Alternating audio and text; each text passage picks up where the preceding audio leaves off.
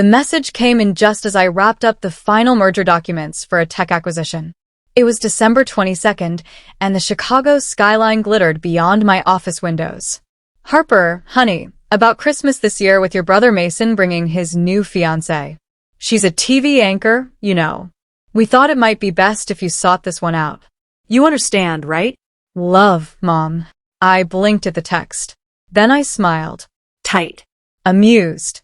Tired. After 15 years, nothing changed. Even with all I'd built, they still saw me as the odd one out. What Mom didn't know was that the freelance analyst she barely acknowledged was now Harper Lynn, CEO of Limbridge Strategies, the firm quietly steering some of the biggest business decisions across 3 continents. My assistant Janelle buzzed through the intercom. The executive team for Mirage is ready for the call. Thanks, Janelle, I said, straightening my navy silk blazer. They all still assumed I thrifted my clothes, and I let them. 15 years ago, I'd walked out of our Minnesota farmhouse after refusing a role at the family firm Lynn and Mason Holdings. You're being selfish, my father had yelled. You think you know better than all of us? Mason had chuckled from his leather chair, arms crossed. Let her try. She'll come crawling back. I never did. I moved to Chicago with nothing but a laptop and a vision. I built Limbridge from scratch, working impossible hours, risking everything. Now Limbridge quietly owned minority stakes in half the firms my family dealt with. There was a knock, Miss Lynn. Janelle entered, holding a thick folder. The contract from Lynn and Mason Holdings, she said. It's ready for your signature. I smiled. So they needed help. After all, I picked up my pen. Actually, Janelle, cancel it. Merry Christmas. The irony tasted better than any holiday wine. Lynn and Mason Holdings, my father's legacy firm, had spent the last 6 months scrambling for a strategic alliance with Limbridge Strategies. They had no idea the company they were chasing belonged to the very daughter they'd cast aside. I glanced again at my mother's message. Need to maintain a certain image. My email chimed. A new message from Mason Harper. Mom told me about Christmas. Don't overthink it. You know how she gets with appearances. Besides, Melanie's career is very public. It's just cleaner this way. Maybe once you're established, things can go back to normal.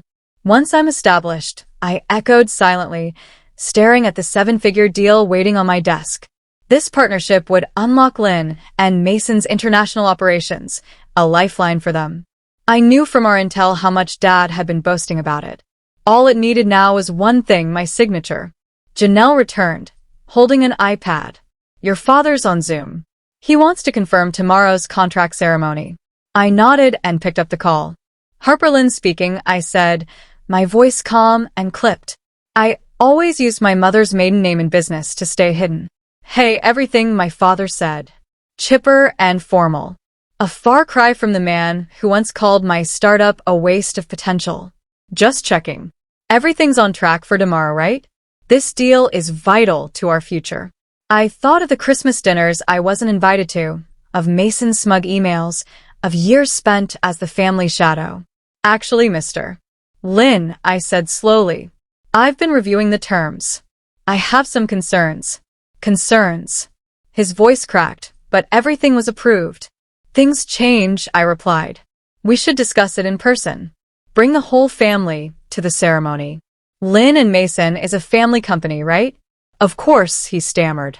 My wife, Mason, Melanie, all your children, Mr. Lynn, I said firmly. A pause, then softer. Well, Harper's not really involved. All your children, I repeated. Understood, he murmured. Good, I said and hung up. Tomorrow would be interesting. After my father ended the call, I leaned back in my chair, staring out over the glittering Chicago skyline. Tomorrow, my family would walk into Limbridge headquarters, expecting to meet a powerful but nameless CEO. Instead, they'd come face to face with the daughter they had dismissed and forgotten. Janelle stepped into the doorway once more. Shall I prepare the executive conference room for tomorrow's event? I nodded, running my fingers over the embossed contracts. Yes, and Janelle, make sure the photographers are ready. I want the moment fully documented, every single expression. That night, I stayed late, planning each detail. This wasn't just a signing ceremony. It was the moment everything would change. My family was obsessed with image, but they were about to see what earned power looked like. Christmas would never look the same again. By 6 a.m., I was already in my office. The 47th floor conference room gleamed. Fresh orchids imported with conference table polished to perfection. Floor-to-ceiling views of the frozen lake below. Janelle appeared, calm as always. Your family just arrived. Shall I bring them up? I checked my reflection. Gone were the soft sweaters and modest shoes they were used to. Today I wore a charcoal Armani suit, Louis Vuitton pumps, and my grandmother's Cartier watch, her final gift to the granddaughter. They all underestimated. Let them wait, I said, smoothing my jacket. I'll make an entrance. 20 minutes later, I stood in my private elevator, watching the floors pass. My phone buzzed. Another message from my mother. Harper, where are you? Your father says this meeting is critical. Don't embarrass us. I smiled, slipped the phone away through the glass walls of the conference room. I could see them. Dad pacing, Mom fixing Mason's tie, Melanie rehearsing her smile, and the senator board glancing at the contracts, unaware. I gave Janelle a nod. She opened the doors. Ladies and gentlemen, she announced, Miss Harper Lynn, CEO of Limbridge Strategies. The room froze. The air turned electric as I stepped inside. My heels echoed across the marble.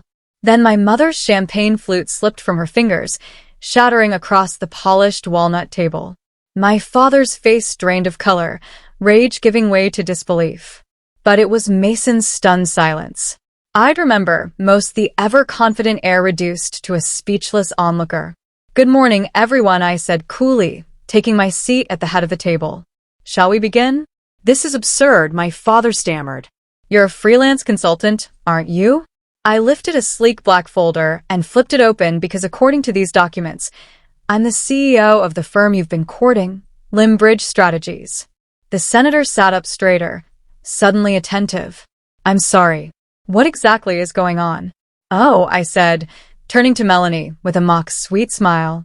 I would have been properly introduced at Christmas dinner. But funny thing, I wasn't invited. Something about maintaining appearances. My mother opened her mouth. Harper, sweetheart. This has all been a huge misunderstanding, has it? I cut in, sharp as ice. I tapped a button on the panel.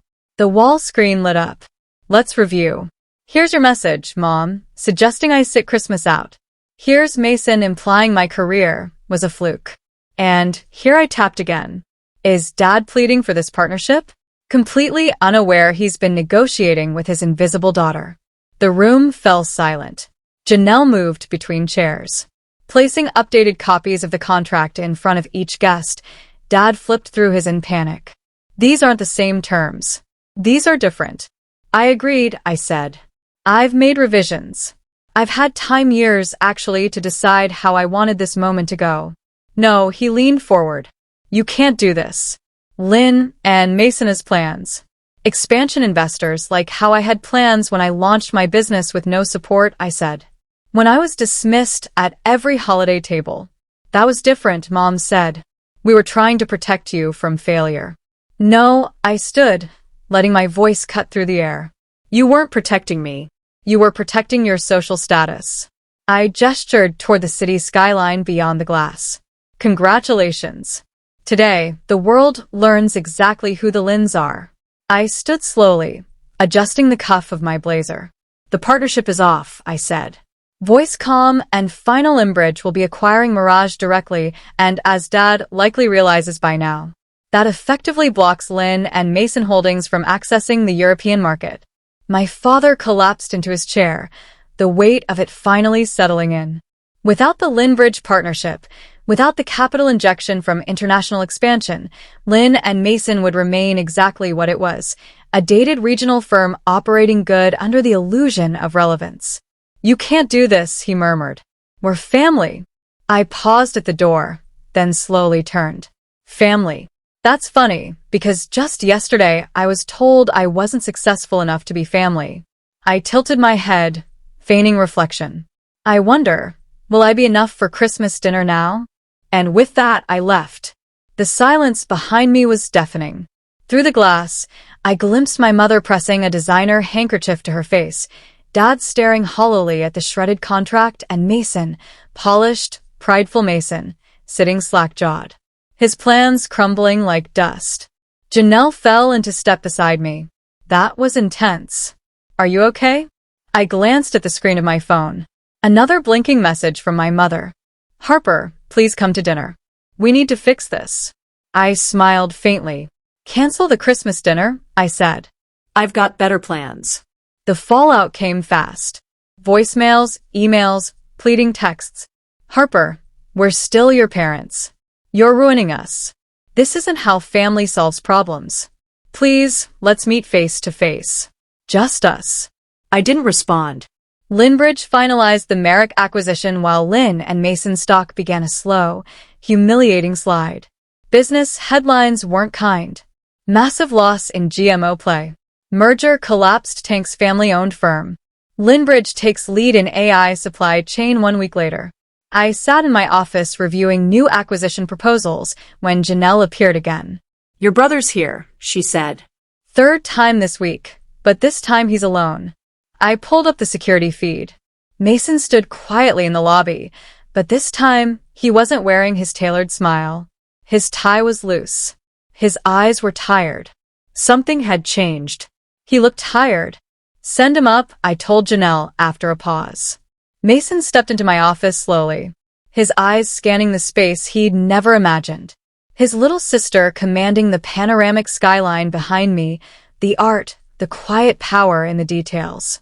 Nice office, he said. Voice slow.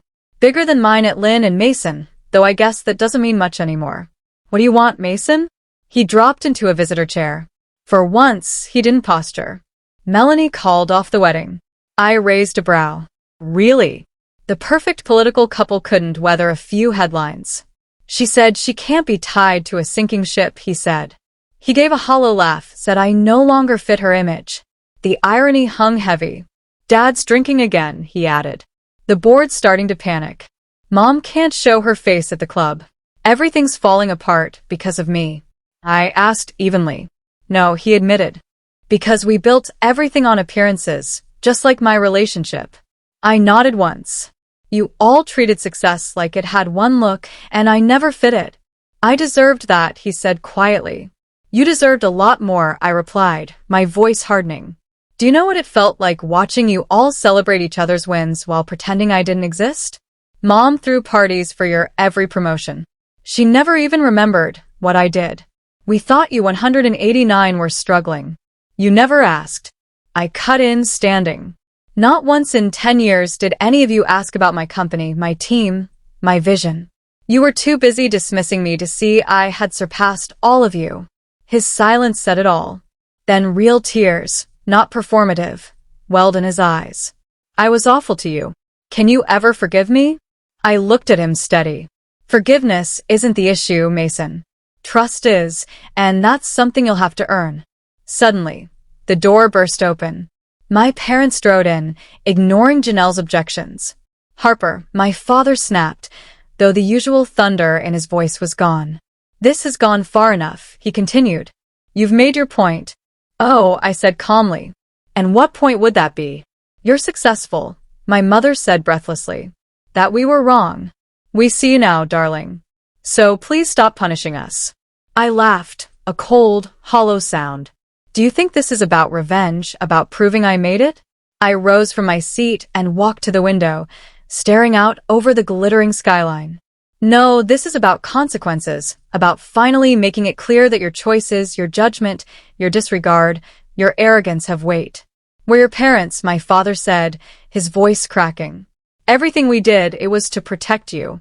I turned slowly to face them. No, everything you did was to protect your image. I gestured toward the headlines on my tablet. Well, congrats. That image is now shattered. A crumbling company, a disgraced engagement, and a family unraveling. What do you want from us? Mason asked quietly. What I wanted, I said, was your belief when I was building Linbridge. Your respect when I succeeded. To be treated like family, not like a mistake. I paused, letting the words settle. But now I don't want anything. My mother's tears began to fall, but I didn't flinch. I'd seen those tears before when I didn't get into the right college, when I didn't take the job at the firm, when I let the family down. Please, Harper, it's almost Christmas. Yes, I said coolly. The Christmas dinner, I was too much of a disappointment to attend. Tell me, do you still need to maintain appearances, or did that vanish when your golden boy got dumped? My father stepped forward. Just tell us. Board seats, equity, a public apology. Name it. I shook my head. You still don't get it. I don't want what you have. Linbridge is worth 10 times what Lynn and Mason ever was. What I wanted, I said softly, was a family that valued me. Not for what I could do, but for who I am. I pressed the intercom. Janelle, please escort them out and update the security list. Harper, please, my mother whispered. We can fix this. No, Mom. You don't fix a decade of dismissal with a desperate apology. As the door closed behind them, I sat in silence, city lights flickering below.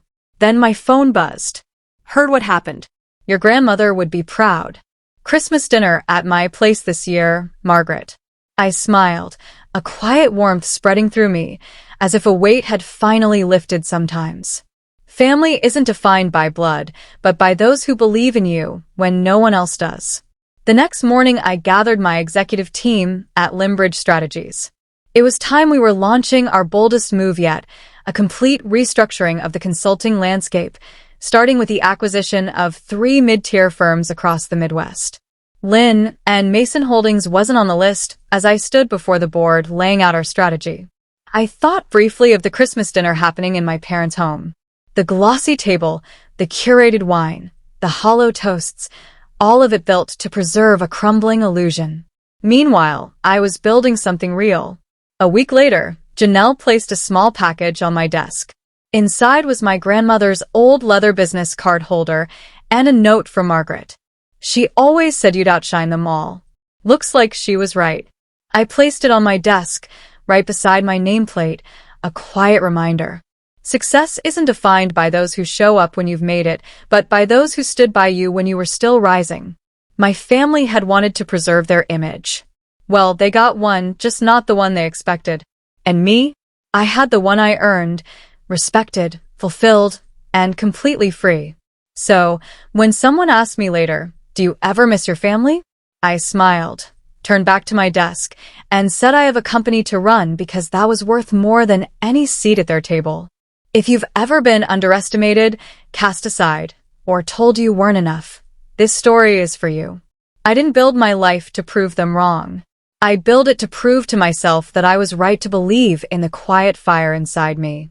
If you felt something in my story, leave a comment, tell me what you overcame, or just say I see you. Because I know how much that can mean. And if there's one thing I've learned, it's this. You don't need their seat at the table. Build your own. And one day they'll wish they had a place.